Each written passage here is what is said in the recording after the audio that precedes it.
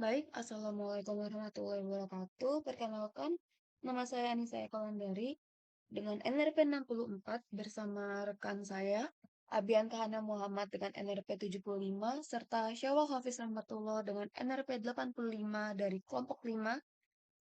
Jadi, di sini kami ingin membuat video presentasi mengenai praktikum elektronika digital 2, bab 3, membahas mengenai flip-flop. Jadi di video ini kita akan membahas mengenai rangkaian flip-flop yang merupakan komponen paling dasar dalam elektronika digital, khususnya untuk rangkaian sekuensial, mulai dari set reset flip-flop dengan clock dan tanpa clock, JK flip-flop master slave, JK flip-flop, D flip-flop, sampai T flip-flop.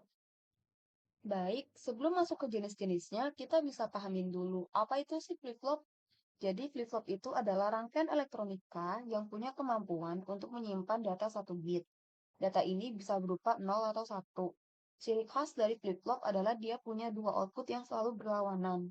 Biasanya dinamakan Q atau kebalikan Q atau Q bar atau bisa disebut Q dan Qn. Nah, kenapa dinamakan flip-flop? Karena dia bisa flip atau berbalik dari 0 ke 1 dan flop berbalik dari 1 ke 0. Jadi namanya itu menggambarkan perilakunya yang bolak-balik. Di flip-flop sendiri ada 4 tipe yang terkenal, yaitu set reset, JK, D, dan T.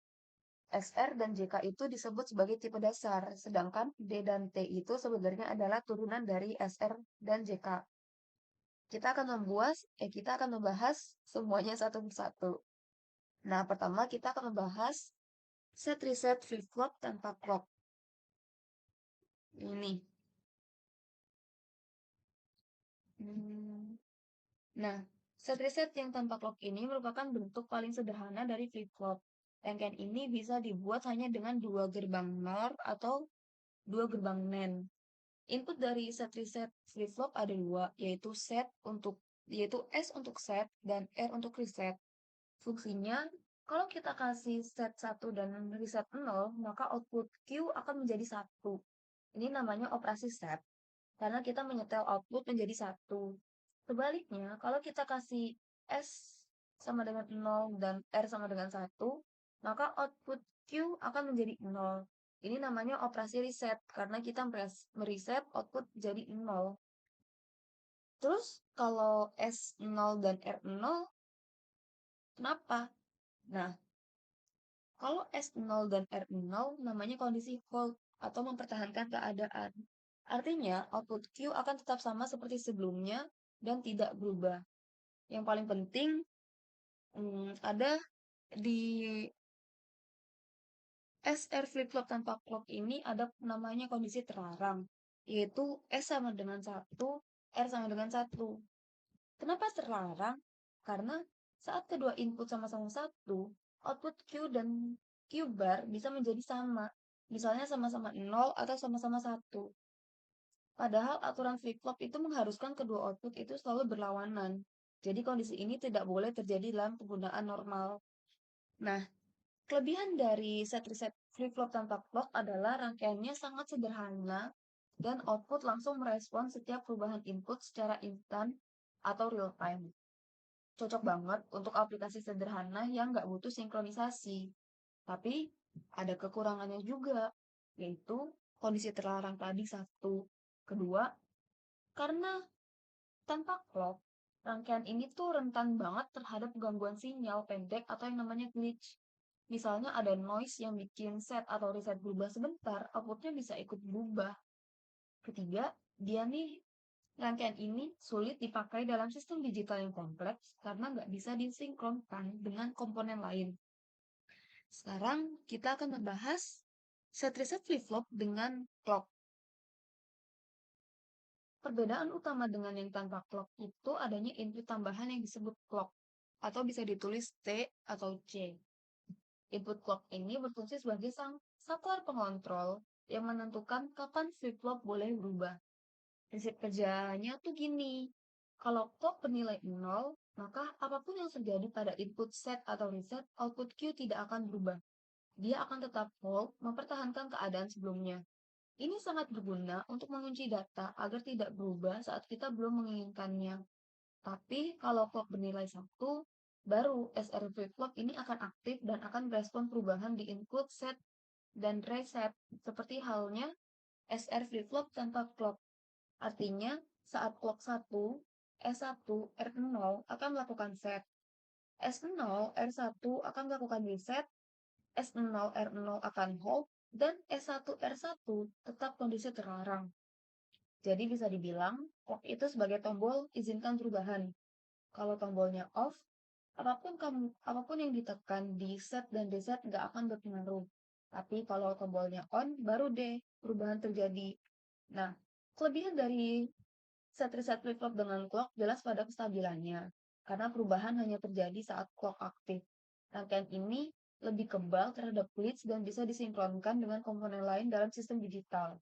Misalnya dalam komputer, semua komponen bekerja berdasarkan detak clock yang sama. Kekurangannya, satu, kondisi terlarang yang mana input S dan R sama dengan 1 masih tetap ada meskipun sudah pakai clock. Kedua, rangkaiannya jadi lebih kompleks karena perlu tambahan gerbang untuk input clock. Dan ketiga, ada kejadian menarik, yaitu kalau clocknya terus-menerus dinilai 1, maka hasilnya akan sama persis seperti set reset flip-flop tanpa clock. Jadi durasi clock itu penting juga. Selanjutnya, ke jenis flip-flop yang lain, kita hmm, pelajarin dulu tuh cara membaca tabel present state atau next state. Tabel ini adalah alat yang sangat penting untuk menganalisis rangkaian sekuensial. Apa sih present state itu? Present state adalah kondisi output saat ini, yaitu nilai Q sebelum ada perubahan. Sedangkan next state adalah kondisi output setelah input S dan R bekerja, tergantung ada clock atau tidak. Di tabel SRFF tanpa clock, kita bisa lihat bahwa untuk setiap kombinasi input set dan reset dan kemungkinan nilai Q saat ini, kita bisa menentukan Q berikutnya. Contohnya, kalau S0, R0, dan Q sekarang 0, maka Q selanjutnya tetap 0. Kalau S0, R0, dan Q1, maka Q berikutnya tetap 1. Ini konsisten dengan kondisi hold. Kalau S1, R0, dan Q0, maka Q berikutnya adalah 1. Ini namanya set. Kalau S1, R0, dan Q sama dengan 1, maka Q berikutnya tetap 1. Jadi sekali di set, dia tetap 1. Kalau S0, R1, dan Q0, maka Q berikutnya tetap 0. Kalau S0, R1, dan Q sekarang 1, maka Q berikutnya adalah 0. Ini namanya reset. Yang menarik, kalau misalnya S1 dan R1, untuk Q sekarang 0, Q disebut Q berikutnya ditulis bintang. Untuk Q1 dan berikutnya juga di bintang. Artinya kondisi ini tidak valid atau terlarang. Nah, kalau untuk SR dengan clock, tabelnya sedikit berbeda karena ada kolom clock. Saat clock 0, semua kombinasi S dan R menghasilkan hold. Artinya Q berikutnya sama dengan Q yang sekarang. Tuh. Saat clock 1, baru tabelnya mirip dengan versi tanpa clock. Jadi tabel ini membantu kita memprediksi apa yang akan terjadi pada output flip-flop berdasarkan input dan kondisi saat ini. Untuk selanjutnya akan dijelaskan oleh rekan teman satu kelompok saya. Terima kasih. Perkenalkan, saya Biankiana Muhammad, NRP75 dari kelas 1 TRC. Di sini saya akan menjelaskan tentang master slave JKFF dan JKFF dengan input asinkron. Di sini kita disuruh membuat rangkaian master slave JKFF seperti pada gambar 3.4. Kemudian berikan nilai pada input J dan K melalui switch input yang tersedia dan berikan input manual clock. Karena saya sudah bikin rangkaiannya, jadi langsung saja. Untuk sebelumnya, saya akan menjelaskan kenapa master slave di KFF dibikin. Alasannya adalah ketika kita menggunakan JKFF seperti biasa, seperti yang kita tahu pada tabel kebenaran JKFF, ketika input 1 dan 1, dia akan toggle atau osilasi. Seperti ini contohnya. Makanya master slave di KFF dibikin. Ini adalah rangkaian untuk master slave di KFF. Jadi rangkaiannya itu ketika dia satu dan satu sebenarnya akan tugel kalau jika KFF biasa. Karena ini master slave dia akan stabil, dan ketika kita kasih nilai inputan ke clocknya dia bakal berubah. Tapi di sini master slave di KFF itu dia berubah ketika ketika clocknya adalah 0. Untuk tabel kebenaran di sini selanjutnya kita akan disuruh mencari tabel PSNS-nya. Untuk tabelnya adalah seperti berikut. Untuk tabel kebenarannya sama seperti jika FF biasa, cuman bedanya adalah ketika T-nya 0 dia akan bekerja, sedangkan untuk ketika T-nya 1 dia akan hold. Selanjutnya kita bikin selanjutnya pada nomor selanjutnya kita disuruh membuat JKFF dengan input asinkron. Di sini saya sudah membuat. Ini adalah master slave dengan input asinkron.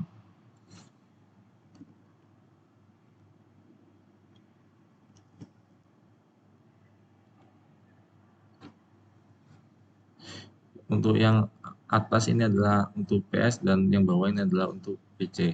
Ini adalah input asinkron tersebut. Jadi apa itu input asinkron? Adalah input yang dimana tidak memperdulikan pada nilai J, K, sama T-nya. Jadi ketika S-nya kita rubah, dia akan berubah. Jadi ini kan tanpa memperdulikan, kita coba ketika kita R-nya jadikan 1, kemudian kita kasih clock untuk yang jika FF selanjutnya, dia akan berubah seperti ini.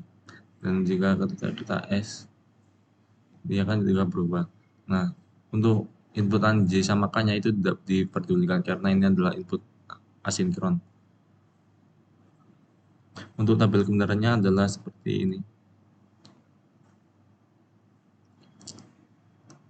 Ketika input PS atau PC-nya, dia tidak akan memperdulikan nilai J, K, sama clock-nya. Jadi bisa langsung. Untuk selebihnya sama seperti sebelumnya. Mungkin itu saja, bila ada salah kata mohon dimaafkan. Wassalamualaikum warahmatullahi wabarakatuh. Assalamualaikum warahmatullahi wabarakatuh. Perkenalkan, nama saya Syawal Rahmatullah, NRP 2425 6085. Di sini dan dari kelompok 5. Di sini saya kebagian untuk menjelaskan tentang delay flip flop dan juga top flip flop. Berdasarkan rangkaian dan tabel kebenaran, jika clock dinyalakan dan input asinkron PS PC dinyalakan, maka next outputnya adalah not use. Lalu pada kolom kedua, jika clock dinyalakan dan juga input asinkron PS-nya dinyalakan dan page-nya tidak dinyalakan, maka next output-nya adalah 1. Lalu, jika pada kolom ketiga, jika clock dinyalakan, namun input asinkron untuk PS-nya dimatikan, lalu input asinkron page-nya dinyalakan, maka hasilnya adalah 0. Untuk selanjutnya, pada kolom keempat, jika clock dinyalakan, input asinkron PS dan PC dimatikan, maka hasilnya akan 0 alias tidak nyala. Begitu pula pada kolom ke-6.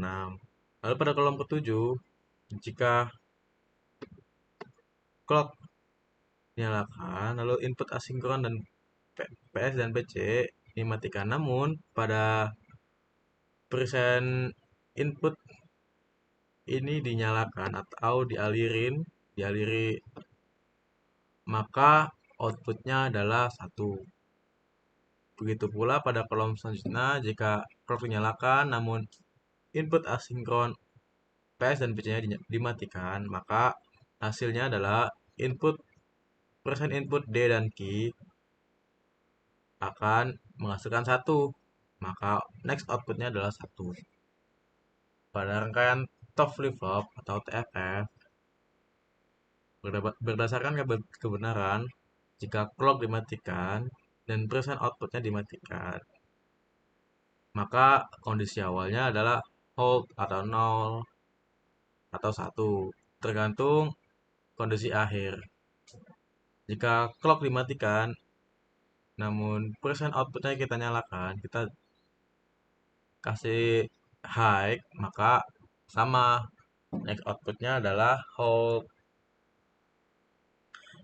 Namun saat kita menyalakan clock dan persen outputnya 0, maka next outputnya adalah 1. Alias menyala. Lalu jika clock kita nyalakan dan persen output teraliri listrik atau high, maka next outputnya adalah 0. Sekian dari saya. Wassalamualaikum warahmatullahi wabarakatuh.